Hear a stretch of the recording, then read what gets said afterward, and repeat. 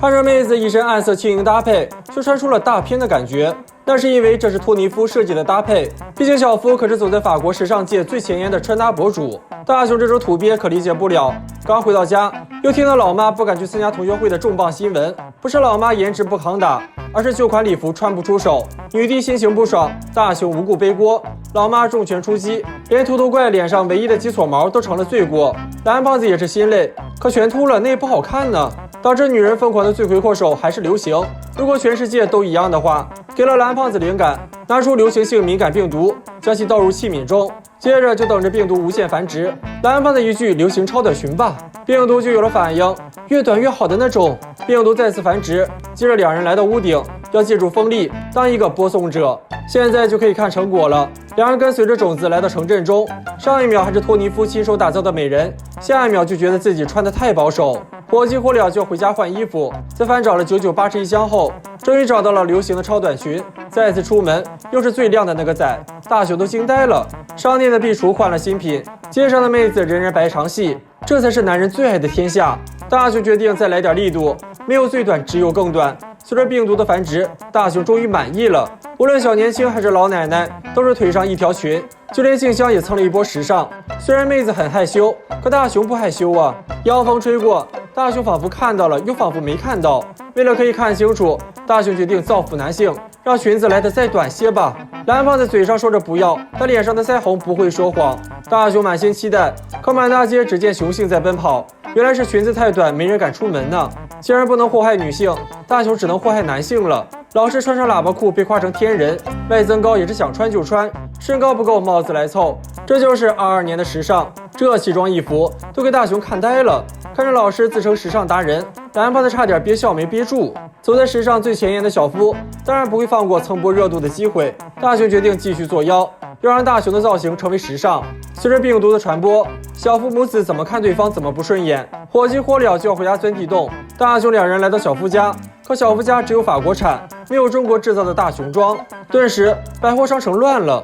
眼睛必须得是圆形的，为了大雄同款发型，小夫哭着剪掉了万年刘海。这时媳妇来了，妥妥的一套情侣装。听说媳妇儿还要来个大雄同款短发，大雄对爱情的向往碎了一地，劝媳妇儿爱要适度。这时小夫已经完成了质日的飞跃，岂料胖虎突然杀到，因为自己就是时尚，大雄让胖虎要跟紧风向标。胖虎看着大雄装那是人情，让胖虎花钱购置那就是世故。画上圆形眼镜，胖虎也是时尚达人一枚，这就叫做人情世故。只是委屈了大雄，大雄重新换上一身行头，决定再来个更独特的流行，要让乞丐服引领时尚。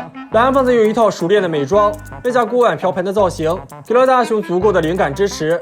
顿时水盆成了帽子，水壶成了背包，大雄是玩的彻底放飞自我了。还好病毒只会持续1天，岂料大雄做啥都比别人慢半拍。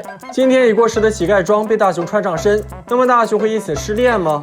不要走开，下集更精彩。哪个少年没有一个帅气的机长梦呢？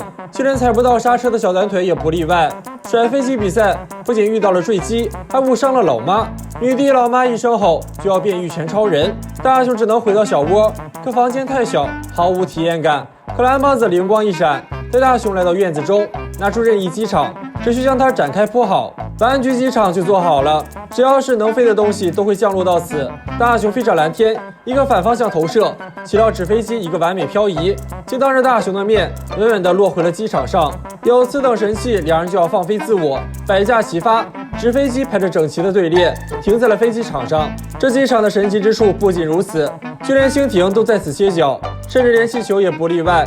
大雄膀胱一扫，接着传说中的透明人，原来是隔壁老王家的衣服掉了。这时墙外传来了静香的声音，原来静香的小臂又离家出走，媳妇儿的事就是大雄的事。两人陪着媳妇儿一路找到后山，野猫的路过让大雄怀疑小臂鸟命不保，还有小臂命不该绝。蓝胖子及时拿出任意机场，小臂一个急刹车飞向了机场，重新回到了静香手中。下一秒好比神话传说，上千只蝴蝶围着机场飞舞。三人膀胱一扫，整个人都惊呆了，就连超人帕帕都来了，而且还是组团来的。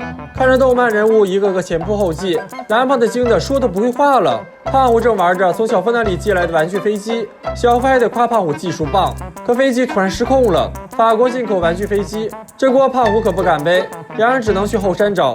大雄一家3口玩得正嗨，飞机就来了，把一家3口的欢快时间打了个稀巴烂。看着啥都能停的机场，小夫又打起了歪主意。哆啦 A 梦，你最近瘦了不少呢。这么违心的话，蓝胖子还真信了，直接把机场送给了小夫。小夫决定用这个机场做暑假作业，那就是昆虫采集。大雄潇洒的往家走，可天上的飞机多得有点诡异。小夫那边收集的差不多了，可这么多又没办法拿，那就只能拿机场了。岂料没走2步，天上竟来了一群真飞机。那么小伙伴们觉得这机场能停真飞机吗？不要走开，下集更精彩。又到了1年1度大雄的生日，哪个孩子不是爸妈的掌上明珠呢？打开相册，满满的都是回忆。时光飞逝，大雄很快就会上初中，再上高中。大学估计没戏，但媳妇儿应该能娶到。跟小孩子谈婚嫁，大雄小脸就燥热。大雄害羞地追着蓝胖子满屋跑，但大雄心中早有了新娘的人选。岂料蓝胖子当头一棒，未来会变哟！大雄彻底慌了。正巧静香还打来电话，传来一个噩耗，竟不来参加大雄的生日趴。烫伤的时候去搓澡，骨折的时候撑杆跳。大雄生怕自己的新娘变成三梦奇缘，坐上时光机就冲向了未来，直接迫降到了卫生间，而且还是个公厕，在家成了公厕。大雄彻底慌了，再看看周围，早已翻天覆地大变样。有困难就找警察叔叔。根据叔叔的指引，两人来到了新家，马上就要看到真相。大雄慌得一批，刚要按门铃，大雄又觉得空出来不太好，蓝胖子只好拿出透视镜，这样就可以看到小秘密。岂料屋中美人一个回眸，妖瘦了，确定一定以及肯定不是静香。美人出门查看，可大雄早已逃之夭夭，却意外撞见了未来静香。大雄火急火燎追了上去，却看到静香进了另一处家门，原来这才是自己家，一定是警察搞错了。大雄又看到了希望，可门牌上的出木山将大雄打入了万丈深渊，日防夜防还是没防住人类高质量男性。大雄失恋了，岂料下一秒静香竟手指大雄，让他喊自己老妈，这剧情太烧脑，大雄完全理解不了。竟然会被误认为静香的孩子，那铁定没跑了，自己的未来媳妇儿就是静香。原来家中的这位盛世美颜是小夫的妻子，带自家孩子出征来讨伐大雄的孩子。